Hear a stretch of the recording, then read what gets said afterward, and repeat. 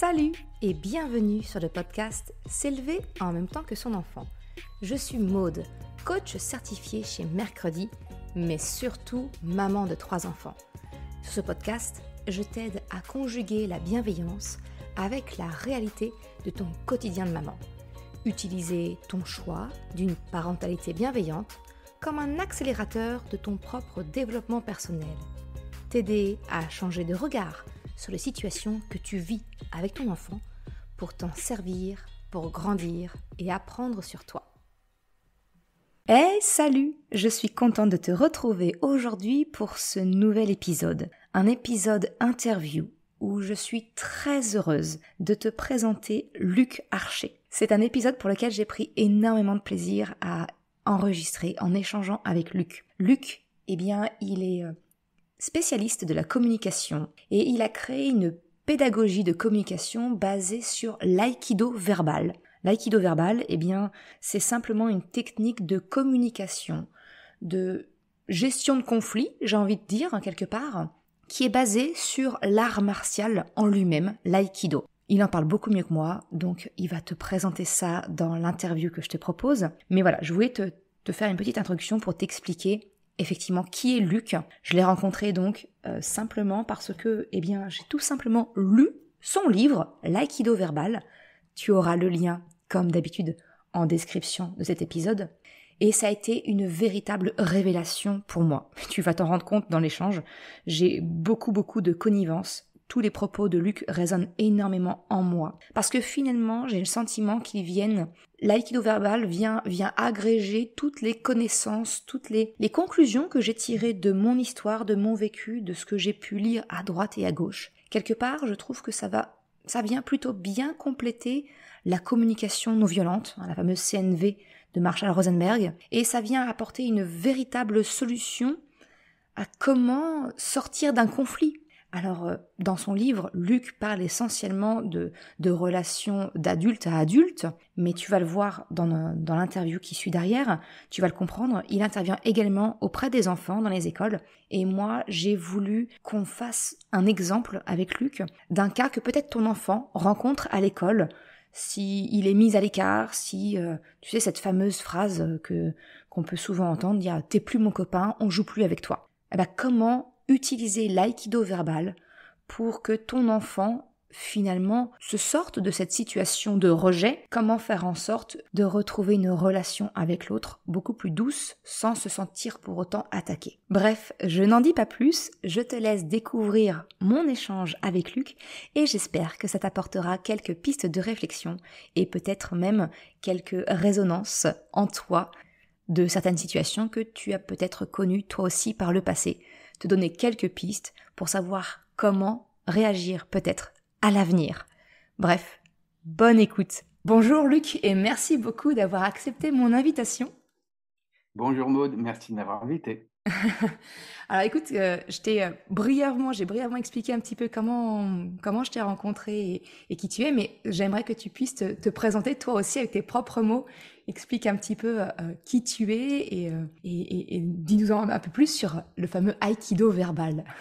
Ok, moi comme tu dis, moi c'est Luc Archer, je suis irlandais. Moi, je suis venu en France quand j'avais 20 ans, mais en fait en Irlande, c'est peut-être important de savoir, j'ai subi énormément d'harcèlement, aussi bien à l'école qu'à la maison. C'était vraiment quelque chose qui était dur pour moi. J'ai toujours été un petit peu, on va dire, enrobé, et ça, c'est vraiment quelque chose que les enfants ou même les tyrans, ils ont souvent tendance à s'en servir de ça pour vraiment nous faire sentir un peu mauvais dans ces situations-là. Donc, alors à l'époque, j'ai beaucoup souffert de cette fête, mais voilà, on va dire, j'ai pu pas la paix avec ça, mais plus tard, je sais que j'ai vu une citation qui était soyez la personne dont vous avez besoin quand vous étiez petit. Et ça m'a vachement parlé.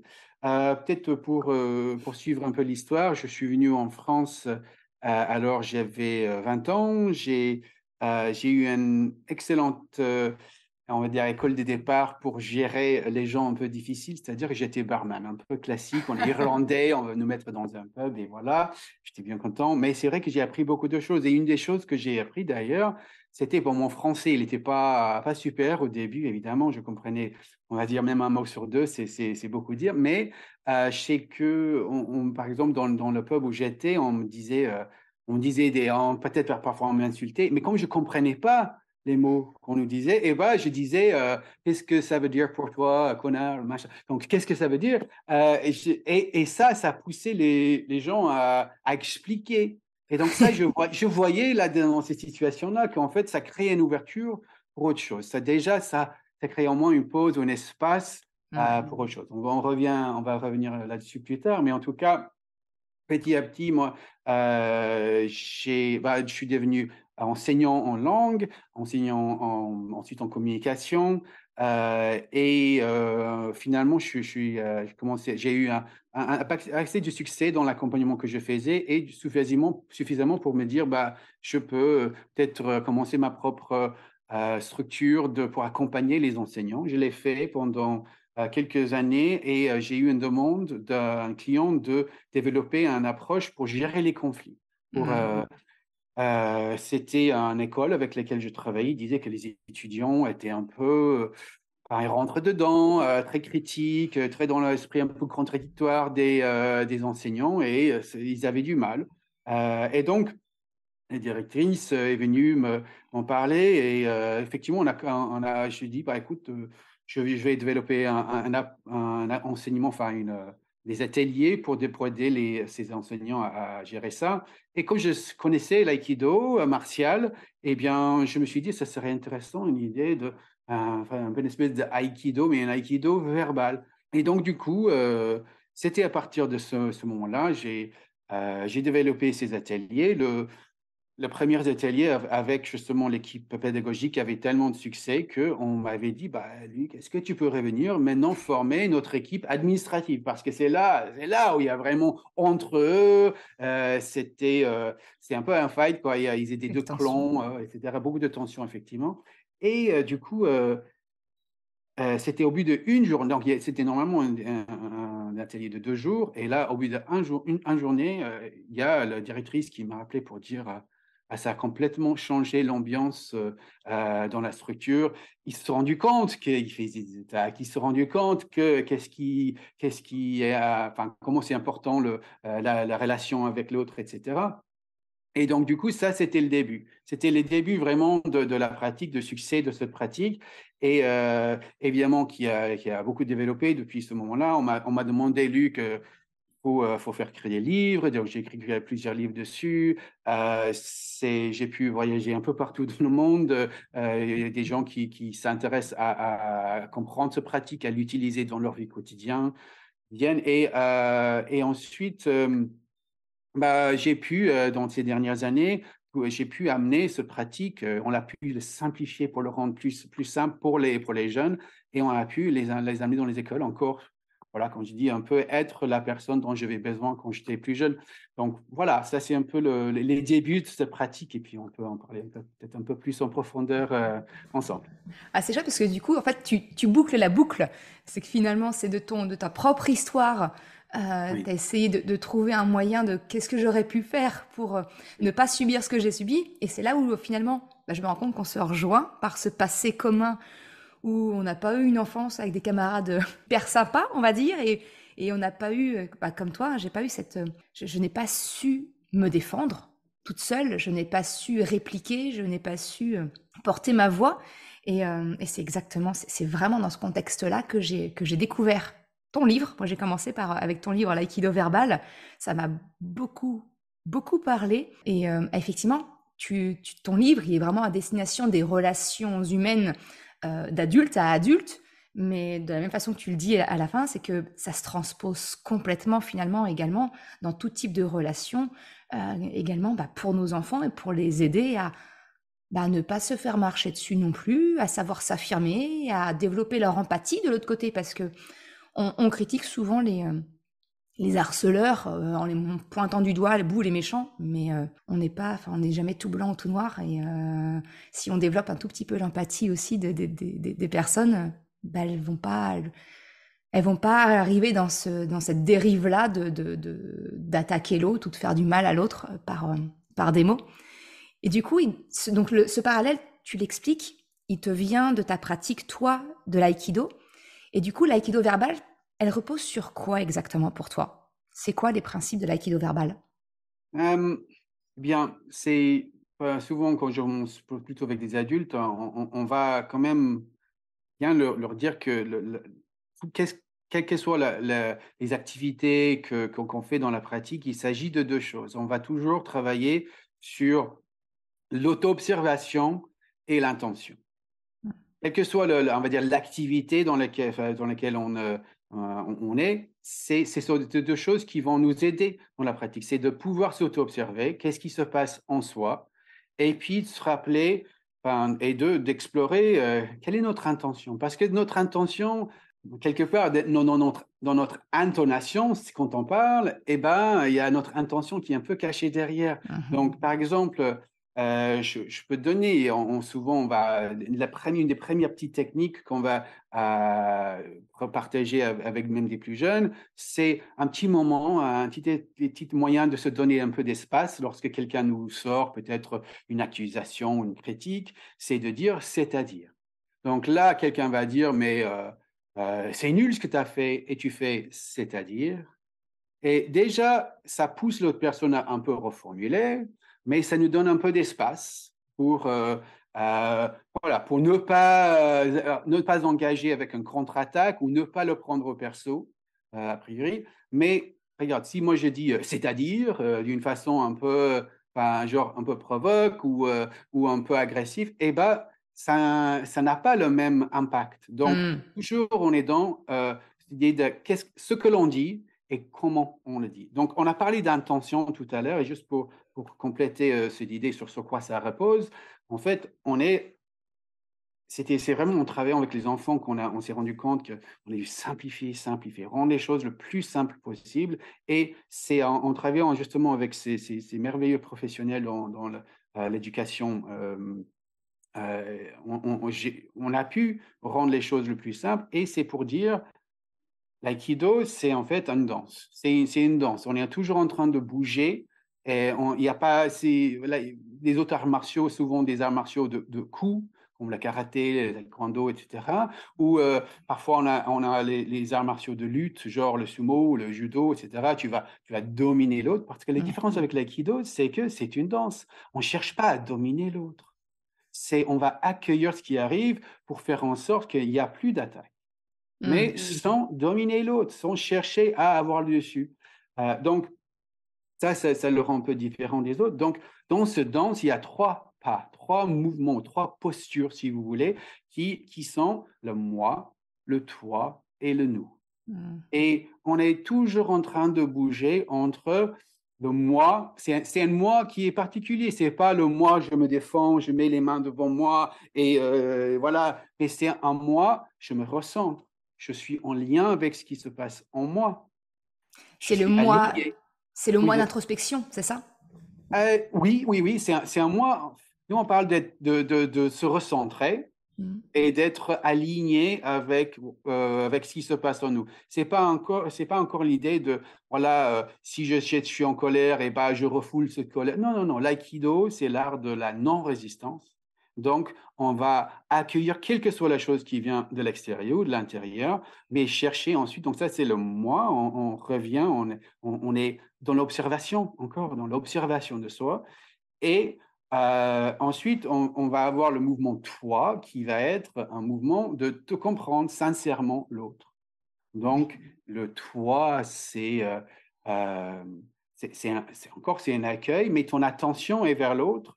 Encore, on peut avoir, souvent en situation de conflit, on a des toits qui est plutôt, comme on dit, le tu qui tue. Donc, c'est le toi, puis je vais contre-attaquer, ou je vais dire, mais toi aussi, ou toutes ces choses-là qui vont faire juste escalader. Et le nous, évidemment, comme j'ai dit, c'est une danse. Donc, souvent, il y a un moi, un toi, un moi, un toi. On explore le moi et le toi jusqu'à ce qu'il y ait une espèce de nous qui va paraître. Après ça, peut-être l'autre personne va accueillir ce non, peut-être non. En tous les cas, en faisant ces pas, c'est ça qui fait d'escalader l'échange. Donc, en gros, l'aïkido, si on peut le résumer, c'est vraiment c'est ces mouvements-là. Comme je dis, c'est les postures qui va compter. Peut-être moi, je dirais même plus que les mots qu'on va utiliser, mais c'est cette idée d'aller d'un conflit à une conversation. Même avec des tout petits dernièrement, il y en a, je suis arrivé dans un cours de grande section et je pense que c'était la troisième fois que j'arrive et que je viens pour les aider à pratiquer. Et il y en a un petit qui me dit, mais moi, j'ai tout compris de l'aïkido verbal. Et j'ai dit, bah, on va voir, je m'assois, j'ai dit, bah, c'est quoi l'équilibre verbal pour toi? Il dit, bah, c'est quand il y a une dispute, on arrive à papoter. Et bah oui, T'as le tout garçon, résumé. il avait tout compris et bravo, bravo, c'était ça.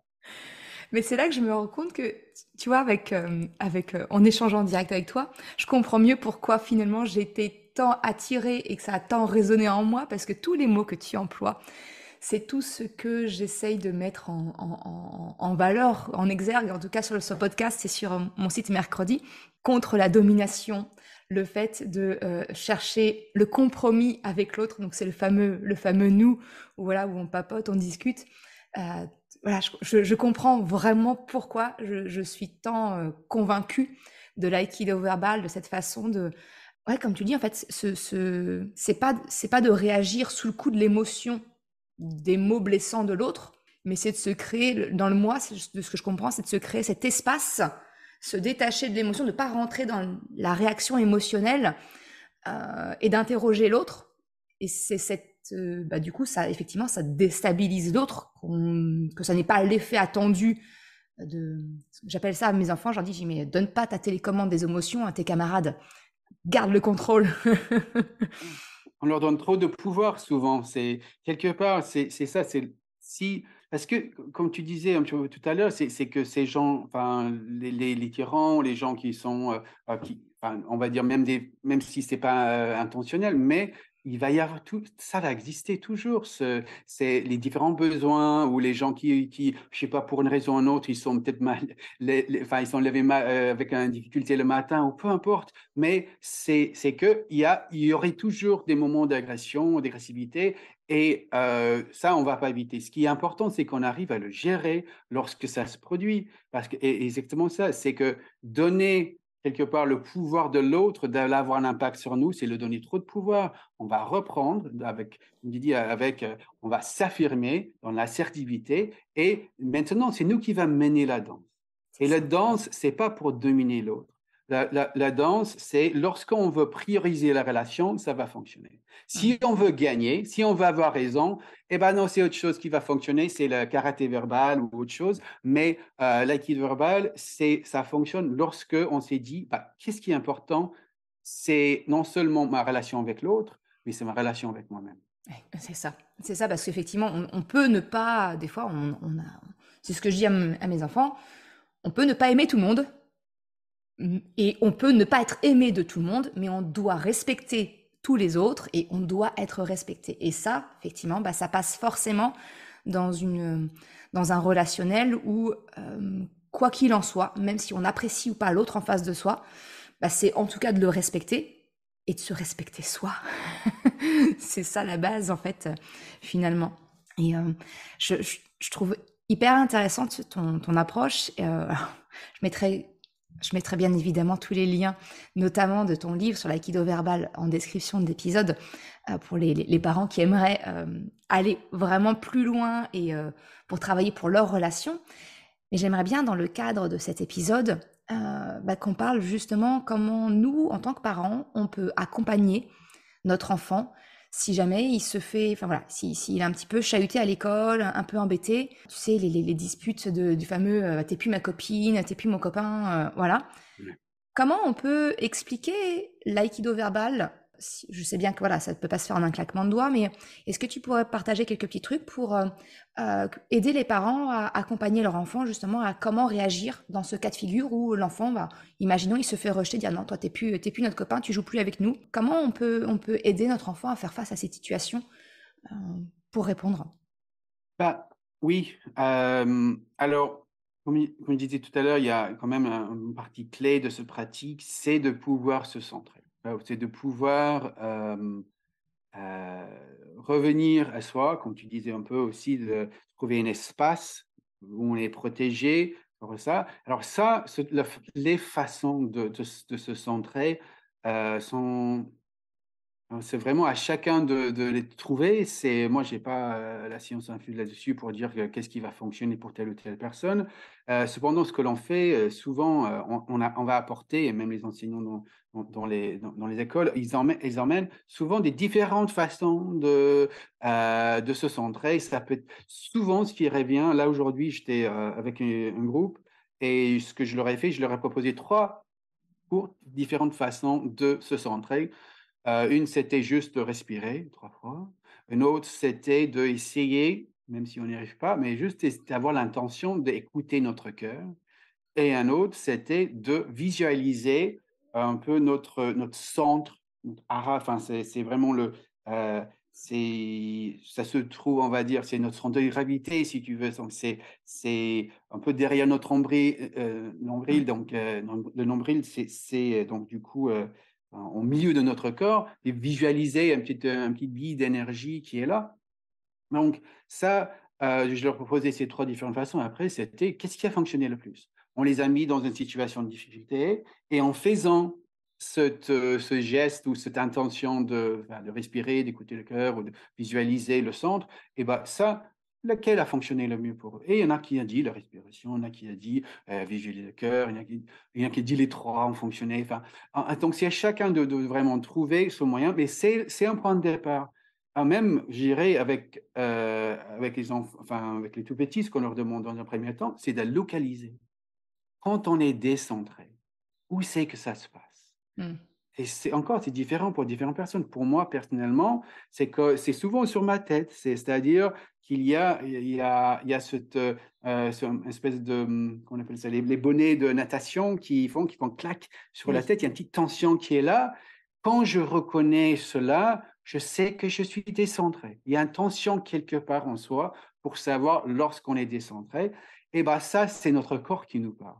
Et on apprend à petit à l'écouter et à dire: «OK, il y a une tension, comment je fais pour me recentrer?» Donc ça, même si ça on n'est pas encore en rentré dans l'échange, qu'est-ce que l'on dit quand quelqu'un nous dit quelque chose, c'est essentiel parce que si moi je vous donne, comme je dis, des techniques, des mouvements verbal qu'on va utiliser et s'il y a pas le centrage ou au moins l'intention d'être centré, eh bien, ça va faire une escalade plus qu'autre Mmh. chose. Donc ça, c'est la première chose. Comme je dis, c'est vraiment un travail sur la posture, notre posture interne. Donc Mais le ça, centrage, si je me oui, si je me per oui, si je me permets de te couper, du coup, le centrage, en plus, c'est quelque chose qu'on peut, j'ai envie de dire facilement. En tout cas, on peut arriver à l'apprendre à notre enfant parce qu'il n'y a pas besoin que ça se passe dans la cour de récréation, même à la maison, quand on dispute notre enfant ou peu importe qu'il y ait une tension au sein de la famille. C'est ça aussi l'accompagnement émotionnel, c'est d'avoir ce réflexe, peut-être de l'accompagner à se reconnecter à son corps, dire bah tu sens la tension où, et c'est un bon moyen pour peut-être apprendre à notre enfant justement cette reconnexion à son corps. tout à fait. Alors, c'est là où il y a quelque chose qui est intéressant, qui évidemment, je pense vraiment pour viser le public des parents, c'est quoi? C'est que si vous attendez à que votre enfant soit centré ou arrive à se centrer, il faut le savoir soi-même. Ah, on est Parce que bien d'accord. donc après, prêtez-vous à ce que votre enfant vous dit: «Mais un moment, papa, mais vous êtes centré là?» Exactement.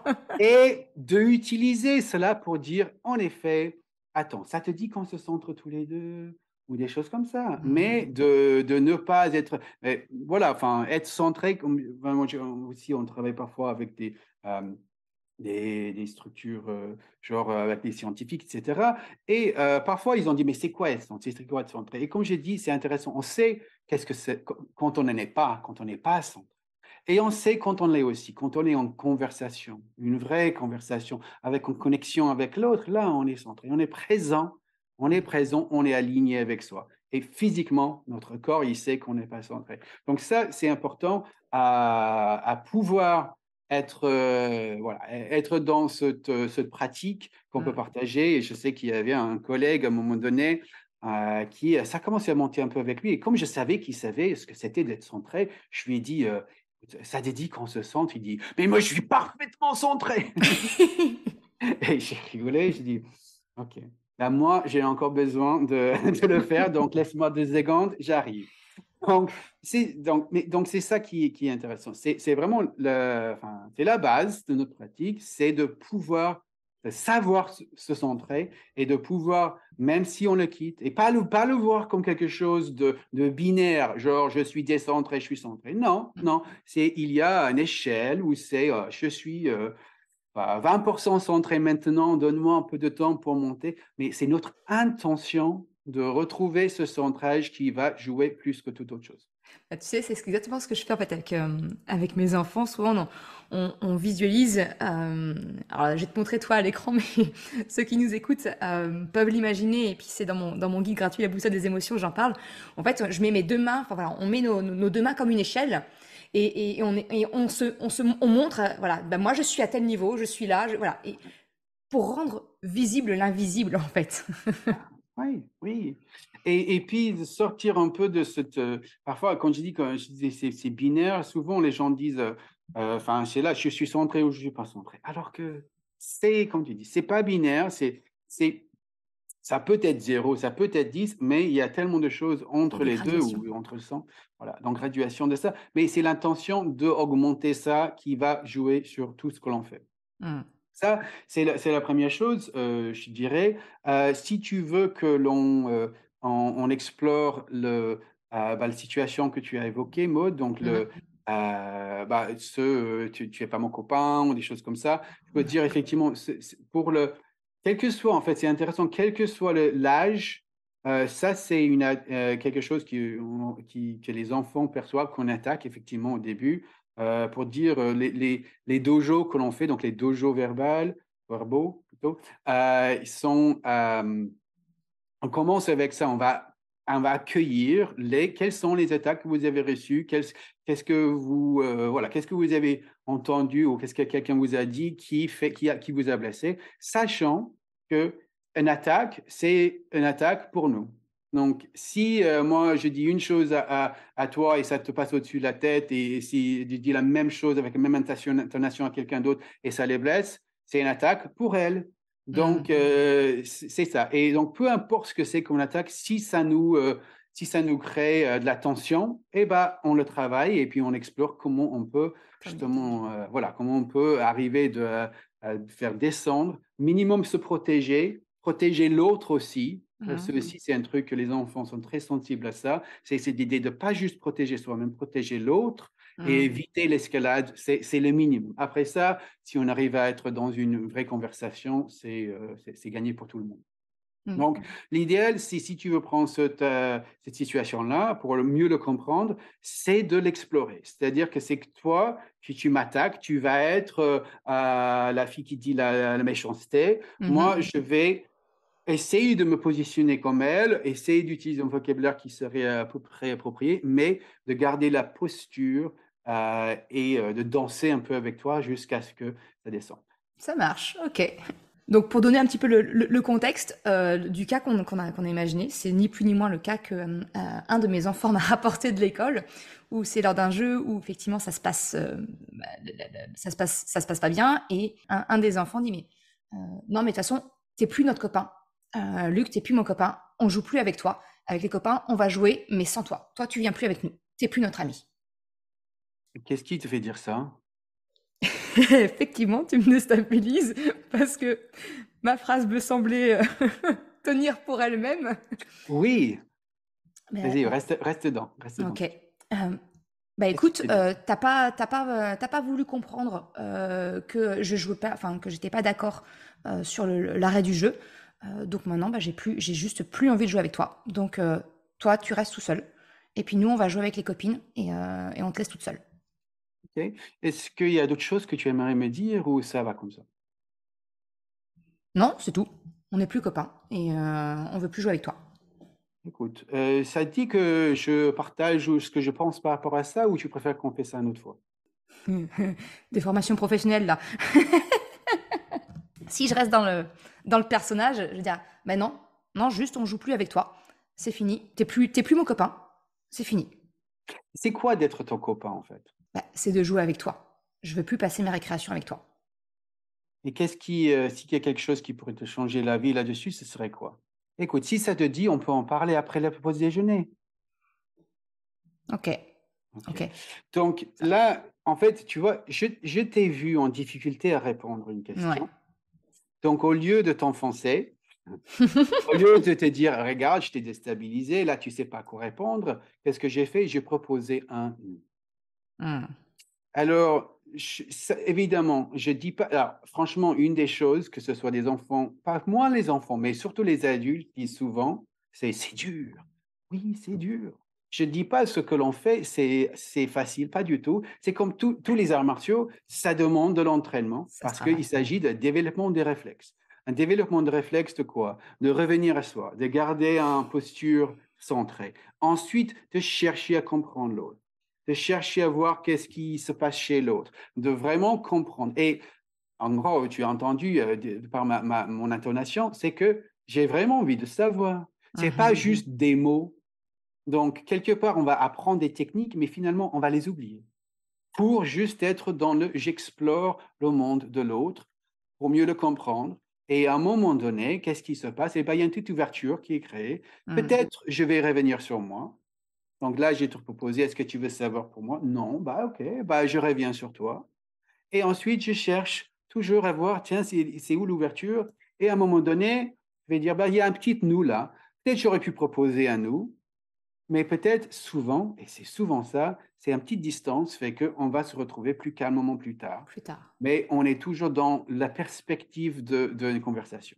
Ce que j'aime bien, et encore une fois, ça résonne très très fort, c'est quelque chose que j'avais déjà expliqué dans un des épisodes du podcast. Finalement, avec l'aïkido verbal, ce que tu fais, c'est finalement, moi j'appelais ça ouvrir une porte de secours à l'ego. Parce que l'ego, finalement, c'est lui qui va nous conduire à nous protéger en attaquant. Mais comme tu lui ouvres grand la porte, ben, il n'a pas besoin il a pas besoin de rappliquer parce que la sortie, elle est grande, elle est claire, elle est fléchée et il y a pas de confrontation. Enfin voilà, c'est vraiment une Et porte ouverte. oui, bah, pour le pratique, évidemment, il y a certaines valeurs qui vont nous aider. L'humilité en fait partie. C'est une grande, enfin, effectivement, c'est ce qui souvent, nous fait défaut dans l'idée d'une relation avec l'autre, c'est cette idée de vouloir avoir raison. C'est, bon, notre ego qui va jouer là-dessus. Donc, c'est vraiment ça qui, d'avoir le dessus, de gagner, toutes ces choses-là. Et surtout, souvent, parfois, on voit ça avec les garçons, ils sont vraiment dans cette idée de gagner, de ne pas perdre et tout ça. Mm. Donc, parfois, quand on pratique avec eux, euh, ils vont lâcher des phrases genre: «Ah, tu m'as bien eu, hein!» Alors que non, je ne te l'ai pas eu, je nous ai retrouvés quelque part. Je nous ai Mm. retrouvés un moyen enfin, de continuer notre relation de façon plus posée, plus constructive, et cetera. Donc, là, je ne sais pas si tu as remarqué les petits mouvements que je faisais. La première chose, c'est qu'est-ce qui te fait dire ça? C'est un de mes petits mouvements préférés, en fait. Mais chacun a un petit mouvement, en fait, et on ne demande pas aux enfants de répéter les mêmes mots que j'utilise. On demande aux enfants d'explorer l'intention. Donc, l'intention de ce mouvement-là, c'est de comprendre qu'est-ce qui a motivé ce qui se produit à l'heure actuelle. Ça vient d'où? Donc, c'est en fait, le mot technique, c'est scruter le passé. Donc, comment ça se fait qu'on est arrivé là? Mm. C'est questionner, Euh, quoi. c'est ça, et questionner dans un certain sens. Et plus on a ces techniques, ces mouvements, ces questions, voilà. Mm. Et encore, c'est pas toujours des questions. Parfois, ça peut être dis-moi en plus, c'est pas une question. Mm. Mais c'est toujours des mouvements de mieux comprendre. C'est la posture toi. Donc le moi, je m'assure de mon bien-être. Une fois que je suis un peu sur ça, je vais aller voir l'autre pour pouvoir mieux le comprendre. Et à un moment donné, mon intention de te comprendre fait que ça descend. Ça Ouais. descend parce que une des facteurs qui crée la tension, c'est le fait d'être non compris ou non comprise. Donc, on le connaît tous, des moments où on Ouais. est là: «Ah ouais, mais tu ne me comprends pas!» et ça crée de la tension, on le sent monter, dans les épaules et tout ça. Mais Mais quand on se sent compris ou comprise finalement, eh ben, ça fait descendre la tension. Donc, et c'est ça qu'on propose à l'autre. On propose à l'autre un moyen d'être compris et qui va enlever, pas toutes les tensions, mais au moins un minimum de la tension, si c'est sincère. Ouais, c'est ça. En fait, c'est faire redescendre le soufflet. Voilà, on fait redescendre la pression dans le ballon. Euh, Finalement, j'ai envie de te dire, c'est même. Enfin, là, on en parle effectivement pour les enfants parce que c'était ma volonté pour pouvoir aider les parents. Parce que je sais que c'est une question qui revient très souvent. Mais ça résonne aussi. J'ai un mari qui aime beaucoup. Alors non, non, je vais être très honnête. On est tous les deux à aimer avoir le dernier mot. Et finalement, l'aïkido verbal, c'est le remède au dernier mot. C'est au contraire, on laisse. Enfin, c'est pas l'un des deux dans le dialogue qui va clore le débat. C'est l'un des deux qui va l'ouvrir. Et voilà. Et ensuite, on peut écrire la suite plus simplement. Tout à fait. C'est ça. C'est en fait, s'il y a un choix parfois, c'est de dire qu'est-ce qui est plus important pour nous, d'avoir raison ou d'avoir des bonnes relations. Ouais, c'est ce que tu disais. Voilà. Ça se résume à soit c'est moi qui gagne Hmm. et toi qui perds ou vice versa, soit c'est notre relation à nous deux, qui Ouais. gagne. Et, C'est ça. Et là, on est tous les deux gagnants quelque part, ou au moins. Mais il y a un truc qu'on a repéré, je trouve que c'est important d'évoquer ça, c'est que c'est pas, on peut dire il y a des limites à cette pratique aussi. C'est un peu la maturité de la pratique de pouvoir dire, tiens, bah, dans certaines situations, et ça existe, évidemment, ça, ça peut fonctionner parce qu'il y a de l'empathie. hmm. Et cependant, on est bien conscient de nos jours qu'il y a une certaine partie de la population, à savoir à peu près 5% quand même, une personne sur 20, on connaît peut-être tous au moins une personne qui a une déficience notoire de l'empathie. Donc, qu'est-ce qui se passe dans ces situations-là? Il n'y a pas un nous qui est vraiment possible ou c'est très, très difficile. Donc, cette pratique permet dans ces situations-là, comme je disais, juste de au moins se protéger soi-même et d'éviter l'escalade avec l'autre. Hmm. Alors, il ne sert à rien d'aller forcer à vouloir absolument trouver un nous, trouver un moyen de continuer ensemble avec l'autre personne. C'est cause perdu, mais c'est très, très difficile, très, très laborieux.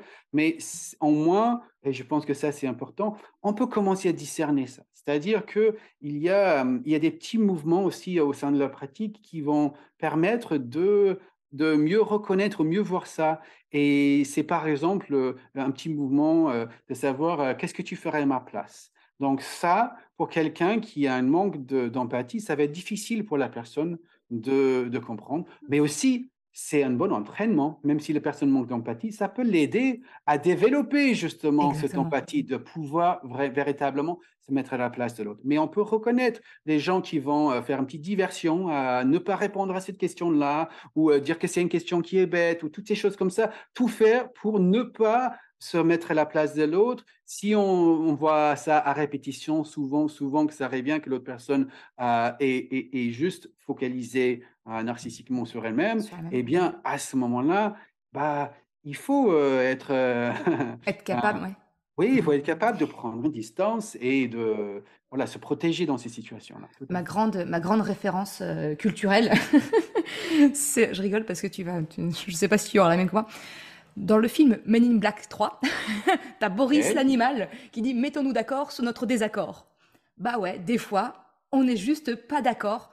Mais au moins, c'est ce que tu dis, c'est qu'on s'est protégé soi-même avec le Mm. mouvement de moi, toi. À défaut de trouver le nous, bah en tout cas, au moins on s'est respecté soi et on peut juste dire bah ok, bah là on n'est pas d'accord. Effectivement, il y a des cas de figure où bah c'est juste pas possible de trouver ce fameux compromis. C'est juste pas possible de trouver cette finalité positive à la relation.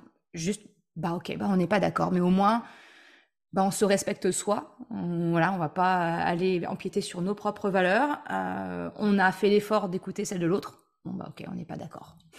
Bah, justement, c'est une danse, on va s'engager dans cette danse et même je trouve que souvent là où on se sent un peu, surtout l'autre personne, si moi je fais de l'aïkido verbal et à la fin, toi tu te sens un peu poussé dans une direction que tu n'avais pas envie d'aller, là j'ai mal pratiqué. Mmh. Et souvent, ça va arriver, on a remarqué ça avec les praticiens, c'est lorsqu'ils ont quelque part décidé de le «nous» avant. Mmh. Donc, on a décidé c'est quoi le nous, on a décidé on va être d'accord là-dessus, je vais la mettre d'accord là-dessus, je vais un peu la convaincre. Donc ça, on n'est pas dans l'aïkido, on est dans le judo, quelque chose d'autre. Ouais. L'idée de dominer l'autre, de convaincre l'autre. Donc, en fait, un véritable nous ne peut que se produire une fois qu'on a exploré. Il est Le moi, co-construit. le toi, il est co-construit, voilà, il est fait en fonction de un moi, un toi, moi, toi. Ah tiens, il y a un nous qui est possible. Plus on l'explore, et donc là, dans des activités, parfois avec des enfants, c'est de prendre même juste 2 objets, aléatoires et de dire quelles sont les liaisons entre, le verre d'eau et le souris, eh bah, ils sont tous les 2 un peu ronds, ils sont tous les 2 sur mon bureau, ils me serrent, tu vois? Tous les Mmh. et de trouver quelles sont les liaisons et au final, qu'est-ce qu'on est en train de faire? On est en train de développer notre compétence à voir les liaisons entre soi et l'autre. Mmh. Plus on travaille cette capacité-là, plus elle devient simple pour nous et d'ailleurs, les enfants sont vraiment merveilleux à trouver cela. Ils ont un esprit très créatif pour trouver les «nous» possibles. Mmh. Ouais, Mais ils sont pas encore tout brimés comme nous adultes, on peut l'être. Il y a beaucoup à oui, déconstruire avant de pouvoir reconstruire chez nous, mais exact. ça en vaut le coup. Mais ça en vaut le coup. Mais, ouais, effectivement, c'est il y a de la déconstruction à faire pour pouvoir, Mmh. apprendre, mais encore une fois, c'est, je il y a une chose que je retiens, tu vois, de mon grand-père maternel, qui m'a dit, il me dit: «On apprend tout au long de sa vie», et effectivement, tu dis, s'il y a une personne sur 5 qui effectivement un manquement, on va dire, enfin voilà, il y a quelque chose, une empathie moindre que la moyenne, bah, c'est pas pour autant, c'est pas une étiquette qu'elle a pour toute sa vie. C'est effectivement si on lui donne l'opportunité et que cette personne-là fait l'effort, rentre dans cette démarche-là, euh, Oui, on bah, peut je tous. pense que donc oui, c'est 5, donc c'est une personne sur 20, mais c'est effectivement comment dire? On peut être pédagogique avec ces personne, mais d'avoir de la compassion, de dire: «Tiens, ah est-ce que ça t'intéresse d'avoir l'empathie? Est-ce que ça t'intéresse de le développer?» et des choses comme ça. Mais voilà, encore j'ai dit, c'est juste un réalisme sur qu'est-ce qui ce nous qu'on cherche toujours et bah, non, il y a malheureusement des gens qui ont des pathologies ou des vraies Mmh. difficultés, que c'est difficile pour eux de même imaginer ça. Donc ça va limiter effectivement un véritable nous qu'on peut trouver. Mais encore le fond de cette pratique, c'est de pouvoir se protéger. Donc de se protéger La première et base. lorsque c'est possible, de vraiment rentrer en liaison avec l'autre. Mais, éviter l'escalade, se protéger, donc ça, c'est un peu comme quelqu'un qui a fait des arts martiaux, a priori, ils vont et d'ailleurs le déroulement dans le dojo, dans les dojos verbaux, c'est très similaire à un enfin, c'est inspiré évidemment, mais très, directement de la pratique sur la tatami, voilà, martiale. Mmh. Mais, ce sont les principes du genre de l'espace et c'est pareil, c'est une des premières choses. Presque quel que soit, l'art martial qu'on va découvrir, c'est on apprend rapidement à gérer l'espace, un espace de sécurité pour qu'on n'ait pas blessé, pour qu'on Se n'ait protéger pas soi. c'est se protéger soi-même. Ouais, c'est Exactement. ce que tu disais. Ouais, bah, déjà, effectivement, déjà rien qu'en mettant en pratique les premières bases que tu viens de nous communiquer, c'est apprendre à se protéger soi, et à créer l'ouverture pour ne pas rentrer dans l'escalade, mais au contraire, essayer de redescendre la pression. Déjà, rien que ça va tout changer dans la relation avec l'autre, déjà. Oui et vous verrez, en fait, c'est qu'en fait, enfin, on va dire, c'est notre énergie qui est en jeu aussi. C'est-à-dire une journée où on a pratiqué et on est arrivé à faire des petits mouvements malgré, toutes les aléas de la vie qui nous arrivent. On est arrivé à se centrer, à chercher à comprendre ce qui se passe, à voir comment on peut cheminer dans notre vie avec ça. Mais je peux vous dire, on ressort d'une situation comme ça, mais il y a un enthousiasme pour soi-même, pour sa pratique. On peut dire: «Tiens, bah, là, ça aurait pu partir dans toute autre direction que j'ai attendu». Donc là, donc on est un peu fiers et on peut l'être de nos capacités à nous-mêmes de s'autogérer. Il y a une de mes expressions, préférées du fondateur Morihei Ueshiba, c'est le fondateur de l'aïkido martial, au cours du dernier siècle, c'est un japonais. Et il disait, le vraie victoire, c'est la victoire sur soi. Donc, on ne cherche pas à être mieux que quelqu'un d'autre, machin. C'est soi-même par rapport à nous hier. Et c'est ça, effectivement, je te rejoins absolument dans l'idée de dire, on va toujours être en train d'apprendre, on va toujours reconnaître des choses sur soi, on va toujours avoir des choses dans la vie qui nous fait se décentrer. Eh bien, et une fois on est arrivé à les gérer, eh ben, il y a quelque chose un peu plus difficile qui va nous arriver pour, en fait, nous rappeler, pour nous donner encore cette fameuse humilité de dire: «J'ai encore des choses à apprendre». Ah, ça c'est chouette. C'est chouette. Bah, merci beaucoup. Merci Luc. Je ne Merci sais à pas toi. s'il y avait quelque chose qu'on n'a pas abordé que tu voulais ajouter. Bah, juste par rapport à la pratique, effectivement, maintenant on avance vers la 15e année de pratique. On fait des dojos, en ligne, en français, en anglais aussi évidemment. Mm. On propose des formations aussi bien pour les écoles, donc pour les enseignants, toute l'équipe pédagogique et même pour les parents, et évidemment les enfants, mais aussi, depuis, longue date pour plein de différentes structures, des gens qui ont à faire avec, des agressions, qui ont Mhm. à gérer, des gens, en situation de difficulté, souvent dans les hôpitaux et cetera. On travaille énormément avec eux et heu et que c'est quelque chose, pour moi, ça donne de l'espoir, cette pratique, ça. Et je vois, systématiquement les résultats des gens qui pratiquent petit à petit. Et sachez que c'est pas en faisant une petite formation que tout va, être, au mieux. Ça va donner des pistes, mais c'est la répétition, c'est la régularité fait qu'on développe des réflexes. Et finalement, petit à petit, on commence à prendre, un peu d'assertivité dans notre vie, on le mène un peu mieux. C'est ça. Super. Bah, écoute, bah, merci beaucoup Luc. Merci. Je mettrai encore une fois tous les liens en description de cet épisode et puis dans l'article. Mais merci beaucoup pour cet échange passionnant. Merci à toi, Maud, au plaisir. Merci d'avoir écouté cet épisode jusqu'à la fin. Tu retrouveras les liens mentionnés en description de l'épisode ou bien dans sa retranscription sur le site merrecredi.com. Si tu as aimé cet épisode, s'il t'a été utile, je t'invite à le partager, à en parler autour de toi. Ou, si le cœur t'en dit, de me laisser un commentaire et une note de 5 étoiles sur Apple Podcast ou Spotify.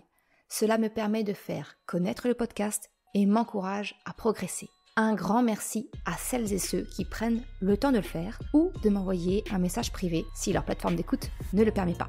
Je te souhaite une excellente journée, après-midi, soirée, quel que soit le moment où tu écoutes et je te dis à la semaine prochaine pour un nouvel épisode. Ciao!